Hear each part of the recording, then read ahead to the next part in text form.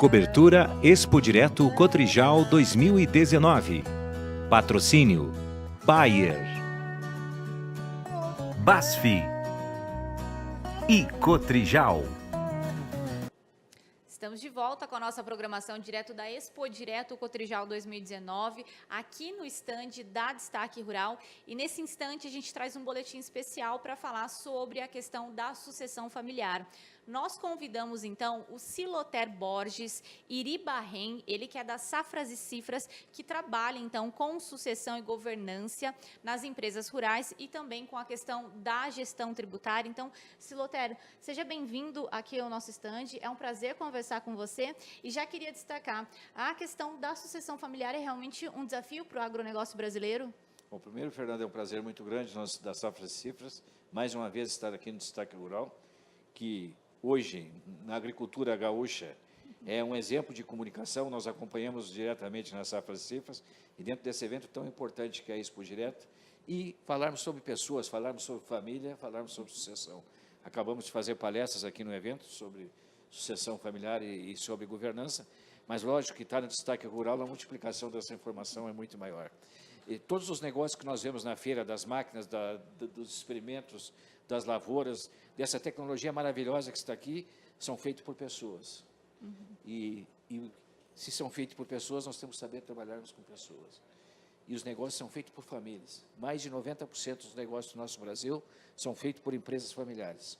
E no agronegócio, mais de 95% dos negócios são tratados por empresas familiares. Então, se nós não soubermos trabalharmos com famílias, e trabalhamos o processo de sucessão, onde nós temos hoje 3 gerações diferentes no mesmo negócio, avós com 75, filhos com 50 e netos com 25, com formas de viver completamente diferentes, regimes de casamento completamente diferentes.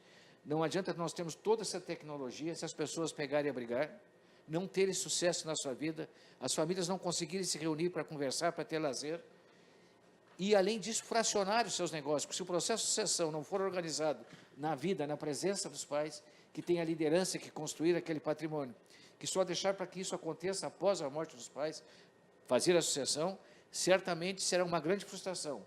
Atrito familiar, custos mais altos, divisão da propriedade. E essa divisão da propriedade pode levar que nenhum dos filhos se sustente com o tamanho que fica a propriedade. Nós, na década de 70, tínhamos mais de 40% da população brasileira vivendo no campo. Hoje nós temos 15% da população brasileira vivendo no campo.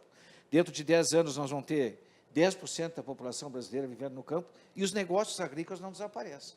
Se eles não desaparecem, alguém assumiu esse lugar. Alguém tomou parte desse lugar, porque criou escala, criou tamanho. E o processo sucessório, se não for organizado, é um que quebra a escala dos negócios. E ao quebrar a escala dos negócios, ele pode fazer com que os negócios não sobrevivam. Então, primeiro a gente tem que tratar das pessoas, da convivência das pessoas, da convivência das famílias, e que isso sim vai dar sustentabilidade ao crescimento dos negócios. Não é por acaso que todos os players do agronegócio brasileiro, e não só do agronegócio brasileiro, do mundo, mas do agronegócio brasileiro, os agentes financeiros, todos eles estão trabalhando o processo de sucessão. Por quê? Porque nós queremos continuidade nos negócios. Continuidade com escala, principalmente no agronegócio, que a escala é decisiva para a sustentabilidade e crescimento do negócio. Mas esse processo de sucessão sempre aconteceu, desde sempre acontece. O que mudou agora? A gente tem uma dificuldade maior? O que acontece, Siloter? A tua pergunta é perfeita, Fernando. Sempre as pessoas morreram e sempre ocorreu sucessão. Por que se fala tanto de sucessão agora? Primeiro foi porque eu falei, pela longevidade das pessoas. Então, nós temos, se 2 gerações é difícil trabalhar junto, antes de trabalhar 2 gerações de família, já é difícil conviver na família. Imagina ter negócio junto e no agronegócio, na propriedade rural, que você vive o dia inteiro lá no seu trabalho junto. Mas com a longevidade das pessoas, nós temos 3 gerações no mesmo negócio.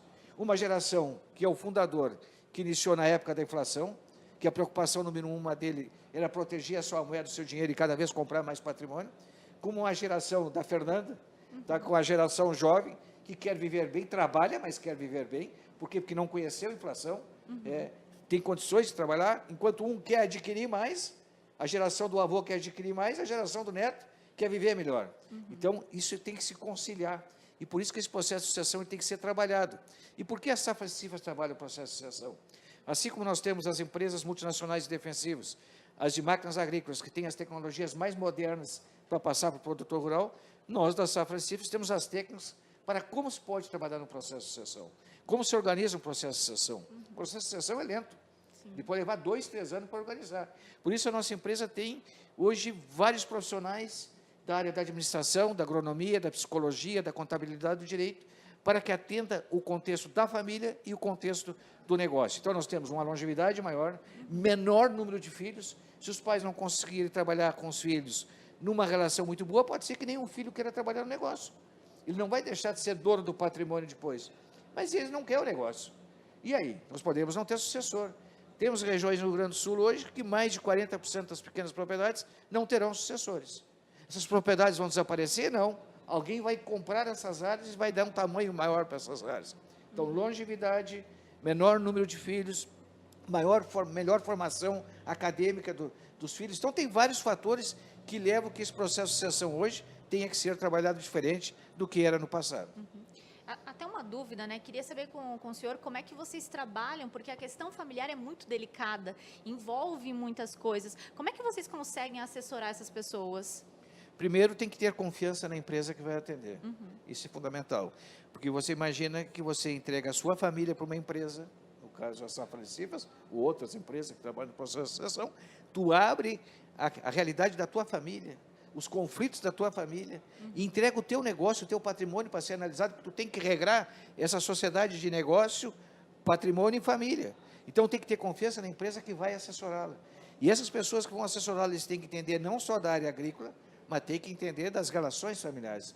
Por isso que nós temos na Safra Cifras um mix de profissionais, da área da administração, da contabilidade, que é do tributário, e que hoje é importante fazer esse processo de sucessão organizado em vida, que os custos da transmissão desse patrimônio são muito mais baixos que depois da morte.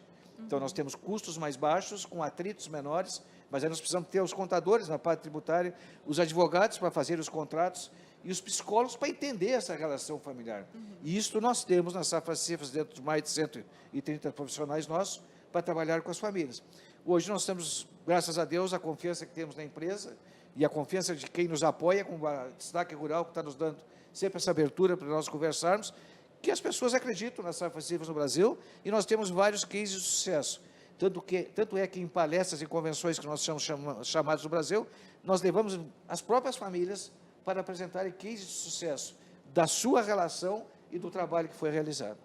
Agora, como vocês atuam em todo o Brasil, Siloter, tem alguma região onde essa questão da sucessão ainda é um grande desafio, tem uma dificuldade maior? Bom, a tua pergunta é extremamente inteligente, Fernanda, e isso existe. Eu sempre digo, e isso não é uma pesquisa, é uma percepção minha, e sempre a percepção pode correr um grande erro, tem um risco. Eu digo que parte dos italianos, alemães, holandeses, são pessoas mais fáceis, e japoneses também, são mais fáceis de trabalhar o processo de sucessão. Eu avalio pelo quê? Essas pessoas, na época da guerra, quando saíram dos seus países e tiveram que sair, e no caso do Brasil, vieram uns irmãos e foram buscando os outros e se juntando para trabalhar e vencer aquela dificuldade daquela época. E eles entenderam que o grupo familiar unido foi que venceu. Então, eles não querem hoje que o patrimônio que eles construíram ao longo dessas últimas décadas seja fracionado por um processo de sucessão desorganizado. Então, eu sempre digo que essa colonização, seja ela italiana, alemã, holandesa ou japonesa, nos auxilia bastante no processo de sucessão, porque eles passaram por uma dificuldade e não querem ter esse fracionamento. E eu noto que nas regiões onde os patrimônios foram adquiridos, mais pela parte de doação das cismarias, hoje não foram patrimônios adquiridos, nós temos uma dificuldade um pouco maior para fazer o processo de sucessão. Eu acho que não houve, em muitos casos, não houve aquela conquista do patrimônio. Você recebeu um patrimônio. Tem os seus valores diferentes, nós temos que respeitar esses valores diferentes, mas é mais difícil. E para mim tem um exemplo típico de uma sucessão do Brasil, que é a primeira sucessão que eu falo com dinheiro no agronegócio, que é a sucessão no Centro-Oeste. Eram pequenos produtores que saíram do sul do Brasil, aqui dessa nossa região que nós estamos, de Santa Catarina e de outras regiões do Rio Grande do Sul, do Paraná, de pequenas propriedades, foram para lá com as maiores dificuldades, abriram o Cerrado brasileiro, conquistaram com o seu trabalho o patrimônio, hoje estão 60, 70 anos de idade e estão iniciando o processo de sucessão. Eles trabalharam em pequenas propriedades do Rio Grande do Sul, viveram o processo de sucessão, mas não tinham o que dividir, porque era tão pequeno que não tinha o que dividir. Hoje eles têm que dividir. Então, o Centro-Oeste é um case de sucessão no agronegócio brasileiro. Além da longevidade, outro fator que chama muita atenção é essa questão da proteção de terras, que é proteger a terra. Como é que a gente enxerga isso também dentro da sucessão familiar? Qual que é a importância disso? Isso é muito importante, a proteção do patrimônio, e hoje numa palestra eu falava isso para as pessoas, que muitas vezes os pais, ao ajudar os filhos, erram na forma de comprar a terra para os filhos. Muitas vezes o pai pode comprar uma terra, ou dar o dinheiro, ou fazer uma doação de um recurso para o filho comprar uma terra, e aí entra novamente a diferença do processo de sucessão, e ele já tem uma relação, pode não ser casado, mas já tem uma relação com uma outra pessoa, um companheiro, com um cônjuge, e o pai pensa que está ajudando aquele filho, e ali adiante ele se separa, e o cônjuge, que não era da família, fica com a metade daquele patrimônio que foi adquirido pelo pai e que foi, uma forma indireta, passado para o filho, que na realidade pode ser dividido. Então, os regimes de casamento, eles têm uma influência direta também nessa parte de como vai a terra para a família. A gente tem sempre aconselhado que bom dos filhos, o regime de casamento ser de separação total, o que é da esposa é da esposa, o que é do marido é do marido, e se o que eles quiserem adquirir junto, adquirir junto. Mas ninguém é obrigado a pegar um patrimônio que vem do pai ou da mãe e ser dividido lá adiante com uma geração que não fazia parte daquele grupo familiar. Então, essas coisas têm que ser preparadas, e a proteção do patrimônio, ele é feito, e nós usamos muito o que chamamos de protocolo familiar. Protocolo familiar é um protocolo moral da família que trabalha no negócio, com várias regras para ele ser cumprido. Por exemplo, eu não posso dar aval, porque se eu der aval e a pessoa não pagar, eu daqui a pouco vou ter que vender um pedaço de terra desse patrimônio, e aí a tua pergunta é extremamente inteligente, para pagar um aval, que o aval foi dado por um filho, não foi dado por todos os filhos. Então, um pode estar prejudicando o outro. Então, o que é que na regra tem? Não pode ser dado aval. Como eu uso os carros do negócio? Uma coisa é o carro particular. Como eu uso os carros do negócio? Quais são as funções que eu vou ter dentro da propriedade para não ter atrito na mesma função? Eu vou fazer uma viagem, como é que é as retiradas? Se não tiver uma regra de retiradas da propriedade, um pode retirar mais que o outro, um pode ter que gostar de carro novo, o outro não gostar. Isso são coisas que geram atrito, e se gera o atrito, pode levar ao fracionamento da propriedade. Então, uma das coisas que nós trabalhamos também é o protocolo familiar, onde está tudo regrado na sociedade familiar. Nós temos que entender como nós podemos fazermos com uma família, um grupo familiar, consiga ser sócios do negócio com o menor atrito possível. É isso que se busca dentro do processo de sucessão e de governança. Acaba virando uma empresa. Como é que é esse processo? É bastante delicado, né, Siloté? Eu sempre digo para o produtor, por exemplo, pegamos um produtor aqui de Nome Toque de 100 hectares, ele tem um patrimônio a R$70 mil o hectare, basta fazer a conta para ver o tamanho do patrimônio. E a maioria dos comércios, quem sabe, de Nome Toque, não tem o patrimônio do produtor que tem 100 hectares. E não estão aí as máquinas ainda envolvidas. Sim. E às vezes as pessoas não tocam isso como empresa. E como é que eles tocam isso aí? Trabalha pai e filho. Qual é o momento que eles tratam o negócio? Na hora do mate, na hora do galeto, na hora do almoço. E aonde é que dá o atrito? Exatamente nesse lugar.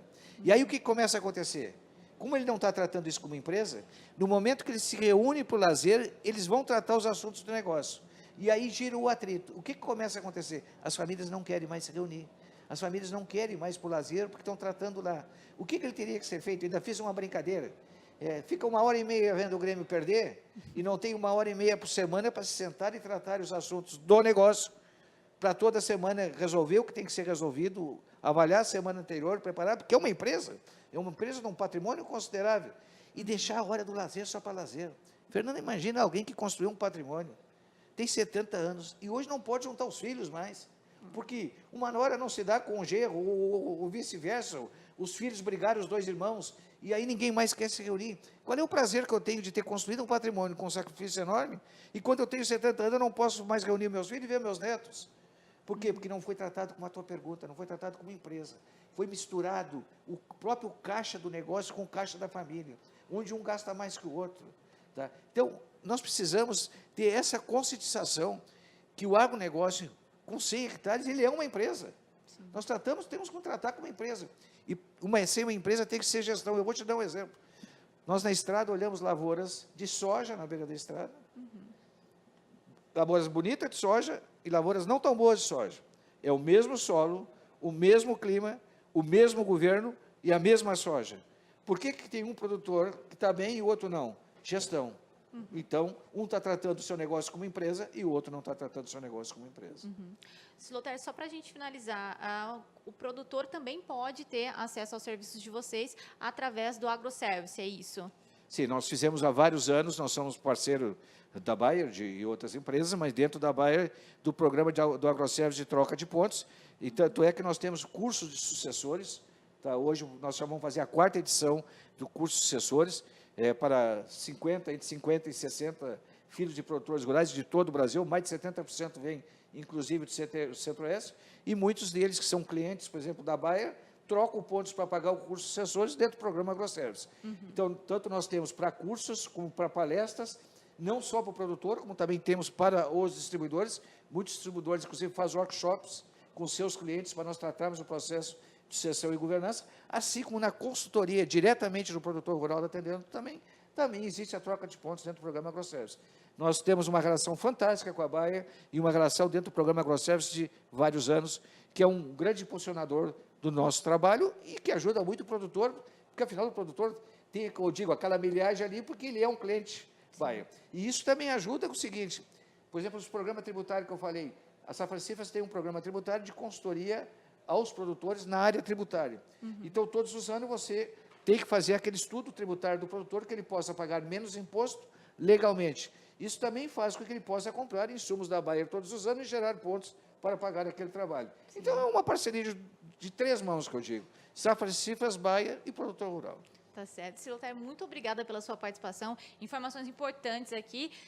Mais uma vez, muito obrigada. Agradeço muito a sua participação aqui conosco. Fernando, só tenho que agradecer Destaque Rural e a inteligência das tuas perguntas. Muito obrigado. Tá certo, obrigada. A gente fica por aqui, mas nós voltamos daqui a pouco com mais informações direto da Expo Direto Cotrijal 2019. Cobertura Expo Direto Cotrijal 2019. Patrocínio Bayer, Basf e Cotrijal.